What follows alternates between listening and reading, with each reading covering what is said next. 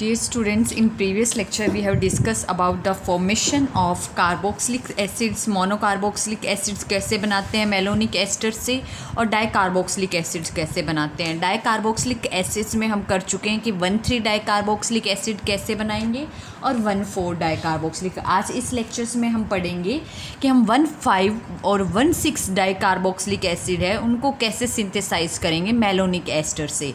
तो सबसे पहले अगर हम बात करें synthesis of 1,5 dicarboxylic acid, 1,5 dicarboxylic acid means first और फिफ्थ पोजीशन पे एक दूसरे के रिस्पेक्ट में, एक फर्स्ट पे है तो सेकंड कहाँ होगा, फिफ्थ पोजीशन पे। तो हेयर फर्स्ट, सेकंड और यहाँ थर्ड हो जाएगा, third carbon atom, here fourth और यहाँ फिफ्थ पे फिर से कार्बोक्सिलिक ग्रुप। तो इसका कॉमन नेम है वो क्या होगा, ग्लूटेरिक एसिड। तो हमें ग्लूटेरिक एसिड है वो मेलोनिक एस्टर से हम कैसे सिंथेसाइज कर सकते हैं। तो सबसे पहला स्टेप है वो तो सब में जो हो रहा है वो कॉमन होगा। सबसे पहला स्टेप में मेलोनिक एस्टर हम लेंगे, मेलोनिक एस्टर को बेस के साथ ट्रीट करेंगे। Here in presence of strong base like sodium alkoxide, ethoxide ले लेंगे। Here C2H5O negative Na positive. Sodium ethoxide की प्रेजेंस में मेलोनिक एस्टर है, it will convert into enolate anion of malonic ester. जैसे enolate anion बनेगा, अब हमारा main M क्या है कि हमें इनोलेट अनायन, जैसे अल्काइल हैलाइड के साथ ट्रीट कर रहे थे, अल्काइलेशन जहाँ पे हम 1,4,1,3 डाइकार्बोक्सिलिक एसिड बना रहे थे या फिर मोनोकार्बोक्सिलिक एसिड बना रहे थे। तो इस केस में अब हमें ये देखना है कि एक बार जो इनोलेट अनायन बन गया है उसका बिहेवियर कैसा है, न्यूक्लियोफिलिक बिहेवियर है। न्यूक्लियोफिलिक बिहेवियर है तो आगे हमें प्रोडक्ट देख के ये पता लगाना है कि फर्दर इस इनोलेट अनायन को हम किस रिएजेंट के साथ रिएक्ट करवाएं। अब जैसे कि यहाँ पे प्रोडक्ट है जो CH2COOH है, ये चीज़ तो हमारी सेम है जो मोनोकार्बोक्सिलिक बना रहे थे या फिर डाइकार्बोक्सिलिक एसिड 1,4 1,3 जो भी बना रहे थे। लेकिन इस केस में जो ये चीज़ हमें एक्स्ट्रा चाहिए यहाँ पे, ये वाला पार्ट ग्लूटेरिक एसिड में। तो जब इनोलेट अनायन को हमें किसी ऐसे रिएजेंट के साथ ट्रीट करना है कि वहाँ पे जो मेलोनिक एस्टर का जो डेरिवेटिव बनेगा उसके अंदर ये ग्रुप आना चाहिए। ये ग्रुप कब आएगा, यहाँ पे मोस्ट इम्पॉर्टेंट स्टेप है इस केस में, सेकंड स्टेप है कि हम अल्फ़ा बीटा अनसेचुरेटेड एस्टर के साथ रिएक्ट करवाएंगे इस मेलोनिक एस्टर के इनोलेट्स को। Alpha beta unsaturated ester means ester ले लो कोई भी, जैसे हम इथाइल एस्टर ही लेंगे। इस केस में भी इथाइल एस्टर ले लिया हमने यहाँ पे, और इसकी अल्फ़ा और बीटा पोजीशन है वो अनसेचुरेटेड, मीन्स इस कार्बोनिल कार्बन के ये वाला जो कार्बन है यहाँ पे एक हाइड्रोजन, ये अल्फ़ा पोजीशन है और ये बीटा पोजीशन। तो ये alpha beta unsaturation, carbonyl group के अल्फ़ा और बीटा कार्बन के बीच में क्या होगा, डबल बॉन्ड होगा।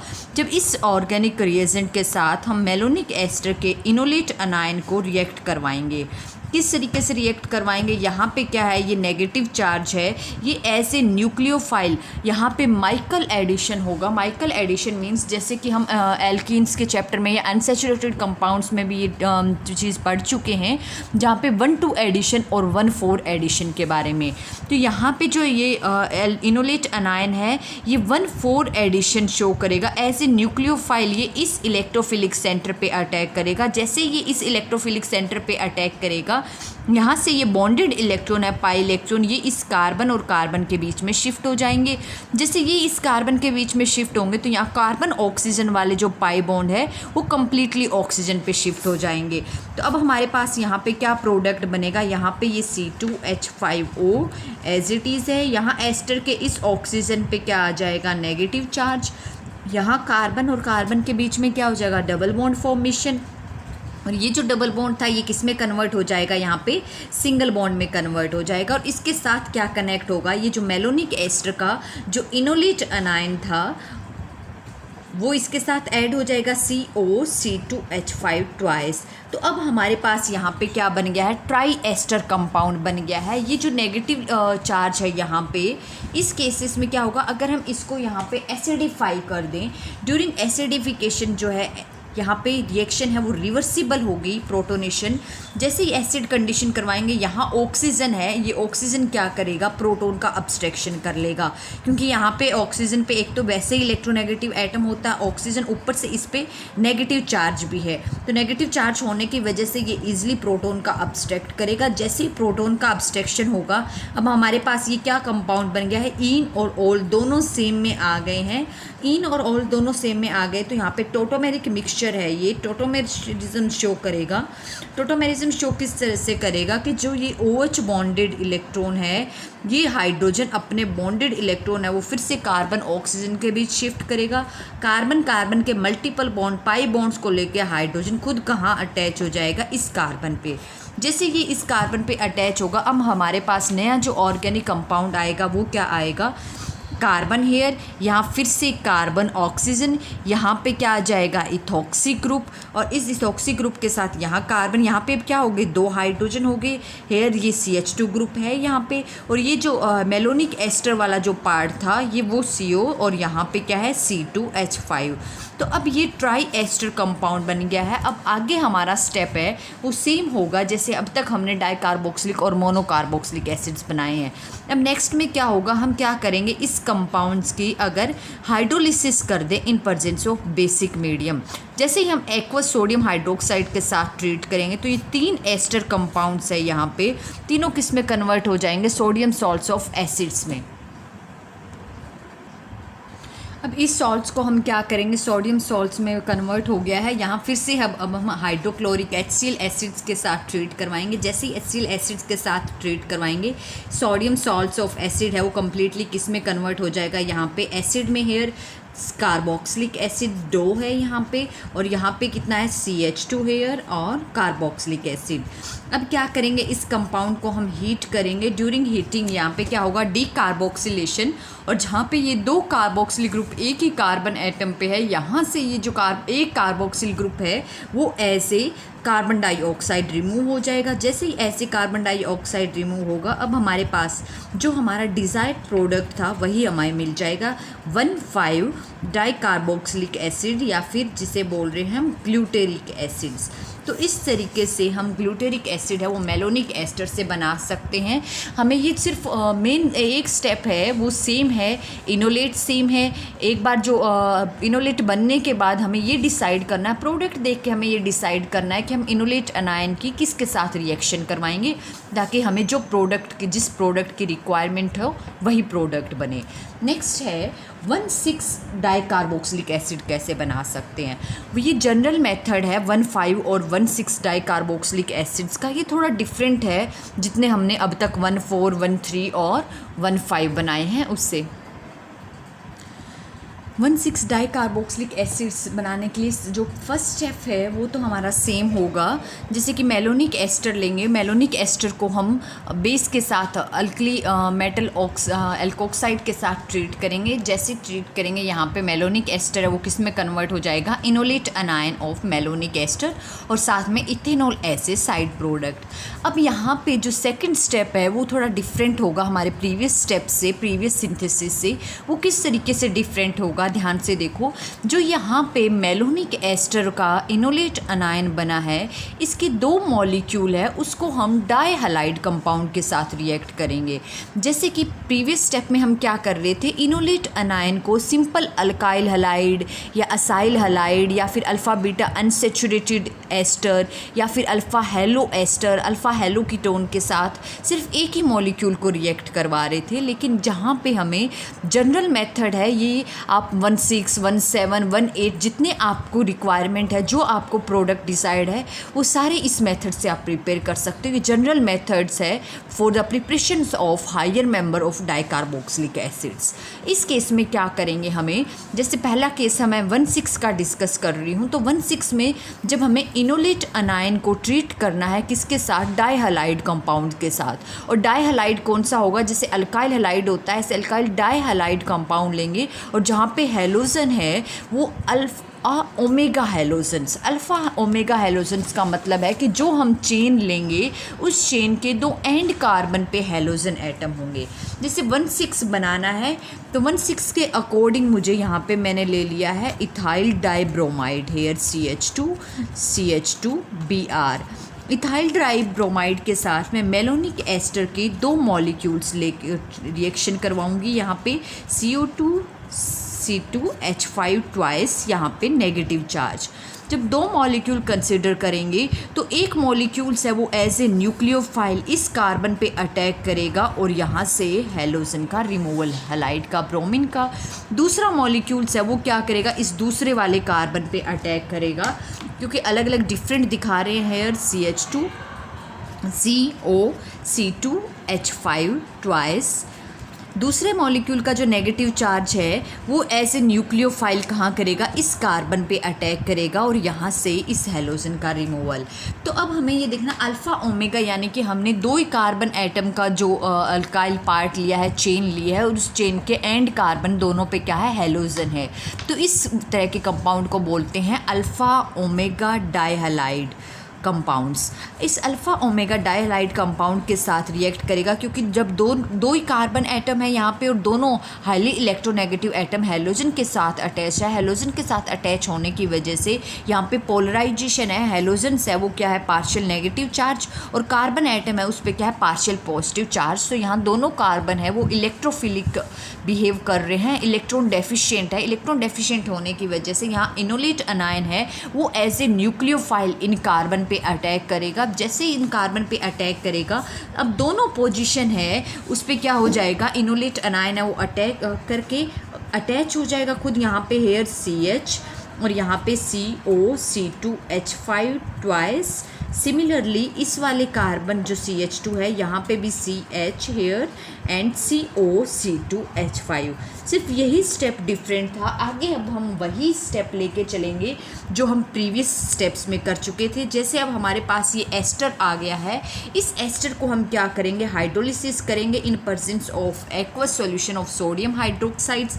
जैसे सोडियम हाइड्रोक्साइड के साथ ट्रीट करेंगे तो जो एस्टर पार्ट है वो किस में कन्वर्ट हो जाएगा, sodium salts of carboxylic acids. यहाँ पे भी दो है और यहाँ पे भी इस कार्बन के पास पे भी कितने हैं, यहाँ पे भी दो एस्टर मॉलिक्यूल्स, एस्टर ग्रुप थे, दोनों किस में कन्वर्ट हो जाएंगे, sodium salts of carboxylic acids. अब फर्दर वही सेम स्टेप रिपीट होंगे, एसिड के साथ ट्रीट करेंगे। एसिड्स के साथ ट्रीट करने से सोडियम सॉल्ट्स था वो किस में कन्वर्ट हो जाएगा, कार्बोक्सिलिक एसिड कम्प्लीटली। हेयर दो कार्बोक्सिलिक ग्रुप यहाँ इस वाले कार्बन एटम पे थे, ये भी किस में कन्वर्ट हो जाएगा, दो कार्बोक्सिलिक ग्रुप में। हेयर क्लियर है। अब क्या करेंगे, इस कंपाउंड को हम हीट करेंगे। ड्यूरिंग हीटिंग यहाँ पे क्या होगा, डी कार्बोक्सिलेशन होगा। यहाँ इस कार्बन पे जो दो कार्बोक्सिल ग्रुप है, एक कार्बोक्सिल ग्रुप यहाँ से होगा और एक कार्बोक्सिल ग्रुप है वो यहाँ से होगा। तो टोटल है हमारे पास दो मॉलिक्यूल्स है कार्बन डाइऑक्साइड के, वो रिलीज़ होंगे। जैसे दो मॉलिक्यूल रिलीज़ होंगे यहाँ पे क्या बन जाएगा, CH2 CH, एक कार्बोक्सिल ग्रुप यहाँ बचा है और यहाँ पे CH2 CH2 और COH। तो यहाँ आप देखो 1 2 3 4 5 6, तो ये हमारे पास 1,6 डाइकार्बोक्सिलिक एसिड बन गया है।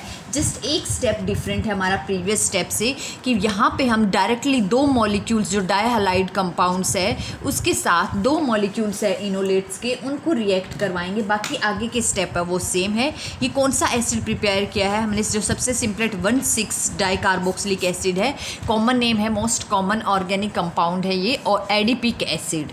तो एडिपिक एसिड को हम इनोलेट्स से या मेलोनिक एस्टर से कैसे सिंथेसाइज कर सकते हैं। अब इसी तरीके से मान लो आपको ये तो 1,6 था हमारे पास, अगर आपको 1,7 प्रिपेयर करना है, अगर आप यहाँ देखो ये जो दो पार्ट आए हैं, दो ये और ये पार्ट तो किसका है, एक इनोलेट अनायन से मेलोनिक एस्टर से जो ये मॉइटी आती है यहाँ पे CH2COH हम दो यूज़ कर रहे हैं। तो ये दोनों पार्ट है इतना, दो कार्बन एटम ये और दो ये तो इनोलेट अनायन के हैं। तो हमें अलग से कितने चाहिए थी, ये दो कार्बन चेन चाहिए थी, तो इसीलिए हमने यहाँ पे इथाइल डाइहैलाइड लिया। अगर आपको 1,7 डाइकार्बोक्सिलिक एसिड बनाना है तो 1,7 के लिए आपको एक और CH2 ग्रुप यहाँ पे चाहिए, एक और CH2 यहाँ पे चाहिए। तो यहाँ मैं क्या लूँगी, यहाँ पे लूँगी 1,3 डाईब्रोमोप्रोपेन। अगर मुझे 1,8 बनाना है तो यहाँ पे क्या लूँगी, 1,4 डाईब्रोमो ब्यूटेन।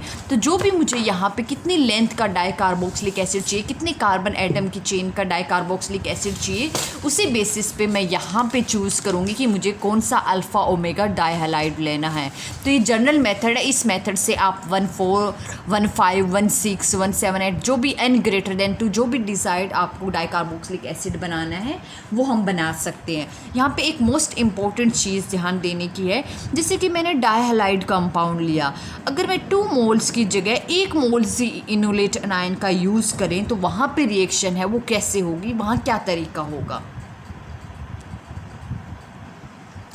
अब देखिए यहाँ पे जैसे कि मैंने अल्फ़ा ओमेगा डाईहैलाइड ले लिया है 1,3 डाईब्रोमोप्रोपेन, और इसको जब हम इनोलेट अनायन है मेलोनिक एस्टर का, इसके साथ ट्रीट करवाते हैं। जब अगर एक ही मॉलिक्यूल्स है तो कोई भी दोनों कार्बन है वो सिमिलर है 1 और 3, किसी एक पे क्या करेगा, ये एज ए न्यूक्लियोफाइल अटैक करेगा और यहाँ से हेलोजन का रिमूवल। जैसे ही हेलोजन का रिमूवल होगा हमारे पास क्या प्रोडक्ट बन जाएगा, CH2 हेयर, और यहाँ पे क्या आ जाएगा CH, CO, C2H5 ट्वाइस यहाँ पे, और ये हमारे पास एज इट इज़ है CH2, CH2Br। जब इनोलेट अनायंस का एक ही मॉलिक्यूल्स हम यूज़ करें या फिर हम इक्विमोलर अमाउंट में, ये कह सकते हैं कि इक्विमोलर अमाउंट में यूज़ कर रहे हैं, तो इस केस में रिएक्शन है वो थोड़ा डिफरेंट वे में होगी।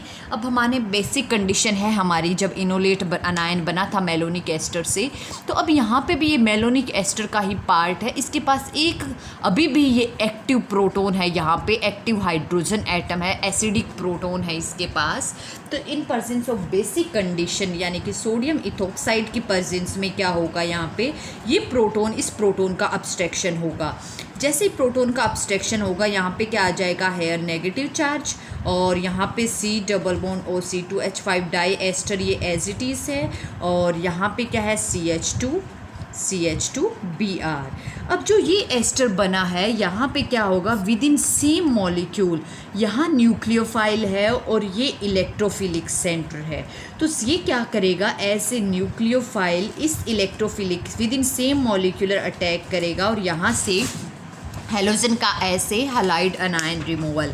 तो सेम मॉलिक्यूल यानी कि यहाँ पे intra molecular nucleophilic substitution reaction हो रही है इंट्रा मॉलिक्यूलर में।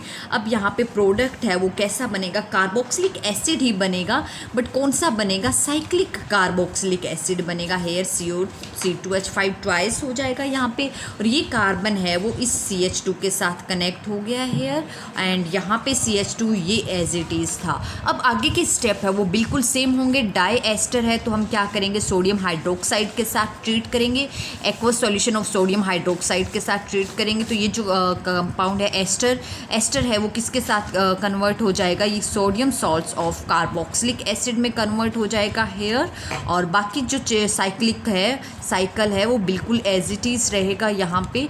अब हम क्या करेंगे, एसिड डालेंगे, HCl के साथ ट्रीट करेंगे, तो ये सोडियम सॉल्ट्स है जो डाई कार्बोक्सिलिक एसिड्स का, वो किस में कन्वर्ट हो जाएगा, सिंपली कार्बोक्सिलिक एसिड्स में कन्वर्ट हो जाएगा हेयर। यहाँ पे COH ग्रुप और यहाँ पे भी कार्बोक्सिलिक ग्रुप, और यहाँ पे चेन है ये जो साइक्लिक चेन है ये एज इट इज़ है। अब क्या करेंगे, फिर से हीट करेंगे। ड्यूरिंग हीटिंग क्या होगा, डीकार्बोक्सिलेशन, और यहाँ जो 2 कार्बोक्सिल ग्रुप है उसमें एक कार्बोक्सिलिक एसिड है, कार्बोक्सिलिक फंक्शनल ग्रुप है, वो ऐसे carbon dioxide during heating remove हो जाएगा, और हमारे पास क्या बन जाएगा, यहाँ पे साइक्लिक कार्बोक्सिलिक एसिड बन जाएगा। तो अगर इसका नेम दें तो यहाँ पे क्या है, साइक्लोब्यूटेन और ओइक एसिड यहाँ पे कार्बोक्सिलिक एसिड्स बन चुका है, या फिर हम बोल सकते हैं साइक्लोब्यूटेन कार्बोक्सिलिक एसिड्स। तो इस तरीके से यहाँ पे हम साइक्लिक बनाना हो या फिर लॉन्ग चेन स्ट्रेट चेन बनाना हो कार्बोक्सिलिक एसिड, हमें क्या प्रोडक्ट चाहिए उसी बेसिस पे हम वही प्रोसेस फॉलो करेंगे जो हमें डिज़ायर्ड प्रोडक्ट या फिर रिक्वायर्ड प्रोडक्ट चाहिए। अब इस मेथड में अब तक हमने डिस्कस किए हैं, यहाँ पे जो जनरल मेथड डिस्कस किया था हमने अल्फ़ा ओमेगा डाईहैलाइड, उससे आप 1,3 डाईकार्बोक्सिलिक एसिड भी बना सकते हो। ये आपकी प्रैक्टिस के लिए है, आप खुद करके देखिए।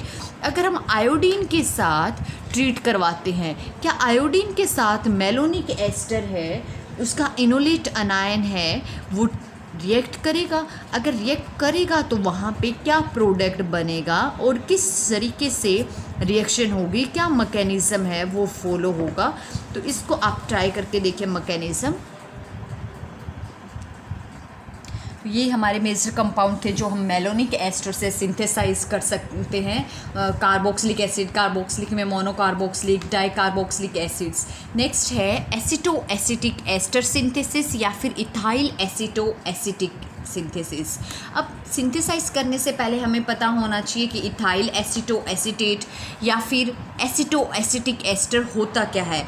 ये जहाँ पे हमने डिस्कस किए थे simple compounds, organic compounds which having acidic hydrogen और एक्टिव प्रोटॉन्स, वहाँ पे भी मैंने आपको बताया था कि इस चैप्टर में हमारे सिलेबस में है वो दो मेन इंपॉर्टेंट इनोलेट्स होंगे, किसके, मेलोनिक एस्टर के और इथाइल एसिटो एसिटेट के।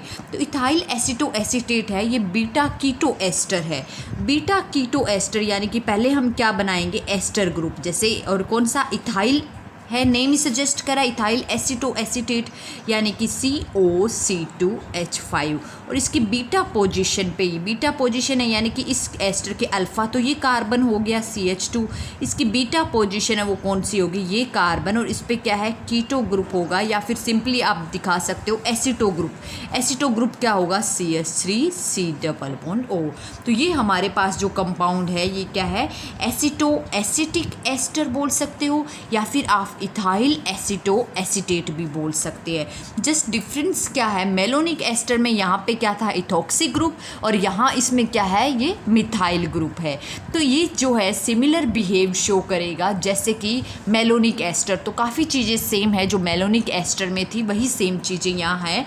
मेलोनिक एस्टर की तरह यहाँ भी इथाइल एसिटो एसिटेट में भी क्या है, ये जो एक्टिव प्रोटॉन है CH2 है, यहाँ पे एसिडिक, इसके पास भी दो एसिडिक हाइड्रोजन है या फिर बोल सकते हैं दो एक्टिव प्रोटॉन से, या फिर हम कह सकते हैं इसके पास भी क्या है, एक्टिव मिथाइलिन ग्रुप है। एक्टिव मिथाइलिन ग्रुप होने की वजह से ये भी मेलोनिक एस्टर की तरह ही जब हम इसको बेस के साथ ट्रीट करते हैं, लाइक एल्कली मेटल ऑक्साइड की प्रेजेंस में या एल्कली मेटल एल्कोक्साइड की प्रेजेंस में, तो वहाँ पे क्या होगा, प्रोटॉन का अब्स्ट्रैक्शन होगा। प्रोटॉन का अब्स्ट्रैक्शन होते ही CH3 ये किस में कन्वर्ट हो जाएगा, C+O हेयर। यहाँ इस कार्बन हाइड पे क्या आ जाएगा, नेगेटिव चार्ज, और यहाँ पे C+O C2H5 alkoxy part as it is है। अब जो ये अनायन बनेगा ये क्या है, रेजोनेंस स्टेबलाइज अनायन है। ये किस तरह से रेजोनेटिंग स्ट्रक्चर शो करता है, हो सकता है ये डीलोकलाइज होकर यहाँ इस कार्बोनिल ग्रुप के साथ चला जाए। अगर इस कार्बोनिल ग्रुप के साथ जाएगा तो यहाँ पे CH3, इस कार्बन ऑक्सीजन पे क्या आ जाएगा, हेयर नेगेटिव चार्ज यहाँ पे, और यहाँ पे double bond CH, hair C+O C2H5। दूसरी पॉसिबिलिटी क्या है कि ये जो नेगेटिव चार्ज है इस कार्बोनिल कार्बन पे डीलोकलाइज होने की बजाय पॉसिबिलिटी हो सकती है कि ये यहाँ इस कार्बोनिल ग्रुप के साथ भी रेजोनेंस में शो कर सकता है। इस कार्बोनिल कार्बन के साथ करेगा तो जो थर्ड रेजोनेटिंग स्ट्रक्चर है पॉसिबल वो क्या बनेगी, ये एसिटॉक्सी ग्रुप है, ये एज इट इज़ यहाँ पे CH। अब कार्बन कार्बन डबल बॉन्ड है वो कहाँ बनेगा, इस कार्बन के साथ, और यहाँ इस ऑक्सीजन पे क्या आ जाएगा, नेगेटिव चार्ज। तो जैसे कि मेलोनिक एस्टर में जो एक्टिव मिथाइलिन ग्रुप है यानी कि कार्बन है which having a hydrogen atom are attached to both of side the carbonyl group more electron withdrawing group. Similarly यहाँ इथाइल एसिटेट में भी जो carbon which carrying hydrogen atom are attached to both side with the carbonyl group more electron withdrawing group है, जिसकी वजह से यहाँ पे ये जो कार्बन हाइड्रोजन बॉन्ड है यहाँ पे क्या है, पोलर करेक्टर है, सफिशिएंट पोलर करेक्टर है कि अगर हम स्ट्रॉन्ग बेस के साथ ट्रीट करें तो ये इजीली अपना हाइड्रोजन है वो एज ए प्रोटोन दे सकता है बेस को। तो हमारे पास जैसे ये बेस को प्रोटोन देगा तो ये रेजोनेटिंग स्ट्रक्चर शो करने वाला या रेजोनेंस स्टेबलाइज अनायन बनेगा। इस अनायन को हम क्या बोलते हैं, इनोलेट अनायंस। अगर इसका रेजोनेंस हाइब्रिड बनाएं तो रेजोनेंस हाइब्रिड है वो किस तरीके से बनेगा, CH3, यहाँ ऑक्सीजन, ये क्या आ रहा है, यहाँ पे पार्शियल डबल बॉन्ड करेक्टर, यहाँ पे partial double bond character here, इस कार्बन के बीच में भी पार्शियल डबल बॉन्ड कैरेक्टर, और यहाँ ये कार्बन ऑक्सीजन भी है वो कैसा है, पार्शियल डबल बॉन्ड कैरेक्टर। तो जो इथाइल एसीटोएसीटेट का इनोलेट अनायन बनेगा उसका रेजोनेंस स्टेबलाइज है वो कैसा स्ट्रक्चर है, या रेजोनेंस हाइब्रिड है वो कैसी होगी, वो इस तरीके से होगी। अब यहाँ पे भी अगर हमें सिंथेसाइज करना है, जैसे कि हमने मेलोनिक एस्टर से सिंथेसिस डिस्कस की थी, सेम तरीके से हम यहाँ पे इथाइल एसीटोएसीटेट से भी अदर ऑर्गेनिक कंपाउंड सिंथेसाइज करेंगे। मेलोनिक एस्टर की तरह ही इथाइल एसीटोएसीटेट है वो भी मोस्ट इंपॉर्टेंट ऑर्गेनिक कंपाउंड है which can be used in organic chemistry for synthesis of the different and important और यूजफुल ऑर्गेनिक कंपाउंड्स। अब इस केस में भी जैसे मेलोनिक एस्टर को से हमने सिंथेसाइज किया था तो वहाँ पे भी 2 स्टेप थे। फर्स्ट स्टेप क्या था, enolate formation, and second step क्या था, अल्काइलेशन। सिमिलरली यहाँ पे क्या होगा, इस केस में भी इथाइल एसीटोएसीटेट में भी फर्स्ट स्टेप होगा जो इनोलेट फॉर्मेशन, और सेकेंड स्टेप है वो क्या होगा, alkylation. Alkylation of acetoacetic ester में फर्स्ट स्टेप है वो हमारा क्या होगा, यहाँ पे इनोलेट्स की फॉर्मेशन। इनोलेट्स की फॉर्मेशन में क्या होगा, जैसे कि एसीटोएसिटिक एस्टर को हम स्ट्रॉन्ग एसिड है, यहाँ पे सफिशेंटली एसिडिक है ये प्रोटॉन्स नेचर में, तो जब इसको स्ट्रॉन्ग बेस सोडियम इथॉक्साइड्स के साथ ट्रीट करेंगे तो जो एसीटोएसिटिक एस्टर वो किस में कन्वर्ट हो जाएगा, इनोलेट्स में। और जो इथॉक्साइड अनायन है वो प्रोटोन का यहाँ इस एक्टिव मिथाइलिन से एक प्रोटोन का अब्स्ट्रैक्शन होकर के ऐसे इथेनॉल रिमूव हो जाएगा, और यहाँ पे क्या हो जाएगा, जैसे प्रोटॉन का अब्स्ट्रैक्शन होगा इस कार्बन पे क्या आ जाएगा, नेगेटिव चार्ज। लेकिन ये रेजोनेंस स्टेबलाइज अनायन है, जो नेगेटिव चार्ज है वो ऑक्सीजन पे और दोनों कार्बोनिल ग्रुप के जो दोनों ऑक्सीजन है उन पे भी डीलोकलाइज्ड हो रहा है, इसलिए मैंने ओवरऑल यहाँ पे नेगेटिव चार्ज दिखा दिया पूरे कॉम्प्लेक्स पे। और यहाँ पे सोडियम है वो ऐसे काउंटर आयन प्रेजेंट है। अब नेक्स्ट स्टेप क्या होगा, अल्काइलेशन। जैसे ही इनोलेट अनायन बना है ये क्या करेगा, ऐसे न्यूक्लियोफाइल बिहेव करेगा, और जिस किसी ऐसे ऑर्गेनिक कंपाउंड के साथ रिएक्शन करवाएं अगर जहाँ पे इलेक्ट्रोफिलिक सेंटर हो तो उसके साथ ये न्यूक्लियोफिलिक सब्सटीट्यूशन रिएक्शन शो करेगा। तो इस केस में क्या होगा, जैसे सेकंड में अल्काइलेशन करवा रहे हैं हम इनोलेट अनायन की अल्काइल हैलाइड के साथ, अगर अल्काइल हैलाइड में जैसे कि पार्शियल जो यहाँ पे जो बॉन्ड है वो पोलर कैरेक्टर का है, आर ग्रुप है, इस पे क्या है, पार्शियल पॉजिटिव चार्ज, हेलोजन पे क्या है, पार्शियल नेगेटिव चार्ज। तो ये जो इनोलेट अनायन है एसीटोएसिटिक एस्टर का, ये ऐसे न्यूक्लियोफाइल इस अल्काइल ग्रुप पे अटैक करेगा और क्या हो जाएगा, यहाँ पे मोनो अल्काइल डेरिवेटिव बन जाएगा। अल्काइल ग्रुप वहीं आएगा जहाँ से प्रोटॉन गया है। तो ये आर ग्रुप है वो कहाँ अटैच होगा, इस कार्बन पे जहाँ से प्रोटॉन का अब्स्ट्रैक्शन हुआ है। तो हमारे पास अब यहाँ पे क्या बन जाएगा, एसीटोएसिटिक एस्टर का मोनो अल्काइल डेरिवेटिव यानी कि CH, यहाँ पे इस पे क्या आ जाएगा, R। आप खोल के अलग अलग भी दिखा सकते हो हाइड्रोजन आर, मैं कंबाइन दिखा रही हूँ इकट्ठा। और ये एज इट इज़ यहाँ पे C double bond O C2H5 ester group, और साथ में सोडियम आयन है वो हेलोजन के साथ ऐसे सोडियम हैलाइड निकल जाएगा। तो इस तरह से यहाँ पे ये जो बना है ये मोनो अल्काइलेशन हुई है एसीटोएसिटिक एस्टर की। तो mono alkyl derivative of acetoacetic ester. अब इस केस में अगर हमें डाई अल्काइलेशन करना है, डाई अल्काइलेशन की कब जरूरत पड़ेगी वो हमें ये देखना है कि हमें कैसा प्रोडक्ट चाहिए। प्रोडक्ट के बेसिस पे हम मोनो अल्काइलेशन या डाई अल्काइलेशन करेंगे। डाई अल्काइलेशन के लिए क्या करेंगे, हम जो मोनो अल्काइल डेरिवेटिव बना है इसी को फिर से बेस के साथ ट्रीट करेंगे। जैसे ही बेस के साथ ट्रीट करेंगे तो अब हमारे पास यहाँ पे क्या है, एक प्रोटॉन अभी भी है जिसके पास हाइड्रोजन है, तो यहाँ से प्रोटॉन का अब्स्ट्रैक्शन होकर ये किस में कन्वर्ट हो जाएगा, इनोलेट अनायन में। अब इस इनोलेट अनायन को हम फिर से अल्काइल हैलाइड के साथ ट्रीट करवाएंगे। अब अल्काइल हैलाइड अगर सेम डेरिवेटिव है यहाँ पे डाइअल्काइल ग्रुप, तो यहाँ पे हम वही सेम अल्काइल हैलाइड लेंगे। अगर डिफरेंट है तो यहाँ पे हम डिफरेंट अल्काइल हैलाइड लेंगे, और इसकी प्रेजेंस में क्या होगा, ये इसके साथ ऐसे न्यूक्लियोफाइल बिहेव करेगा। ऐसे न्यूक्लियोफाइल बिहेव करके अब यहाँ पे दूसरा ये जो आर ग्रुप है ये कहाँ कनेक्ट होगा, जहाँ से ये हाइड्रोजन गया है वहीं पे कनेक्ट होगा, और ये एस्टर ग्रुप है ये एज इट इज़। तो इस तरीके से ये हमारे पास क्या बन गया है, एसीटोएसिटेट का डाई अल्काइल डेरिवेटिव्स। तो इस तरह से हमने अल्काइलेशन कर सकते हैं हम एसीटोएसिटिक एस्टर की, या फिर बोल सकते हैं हम इथाइल एसीटोएसिटेट की। तो 2 step, first enolate, second mono alkylation. अगर डाइअल्काइलेशन करना है तो मोनो अल्काइल डेरिवेटिव को ही हम फिर से बेस के साथ ट्रीट करके इनोलेट अनायन में कन्वर्ट करेंगे, और उसको फर्दर फिर एक बार और अल्काइल हैलाइड के साथ ट्रीट करके अल्काइलेशन करेंगे। क्लियर है। In next lecture we discuss the alkylation जो है, अल्काइलेशन के बाद नेक्स्ट हम एसिटो एसिटेट से क्या क्या सिंथेसाइज कर सकते हैं, या फिर एसिटो एसिटिक एस्टर से सिंथेसिस हम क्या बना सकते हैं। जैसे मेलोनिक से हमने कार्बोक्सिलिक एसिड बनाए, मोनोकार्बोक्सिलिक, डाइकार्बोक्सिलिक, इसी तरह हम एसिटो एसिटेट से क्या ऑर्गेनिक कंपाउंड सिंथेसाइज कर सकते हैं। That we will discuss in next lecture.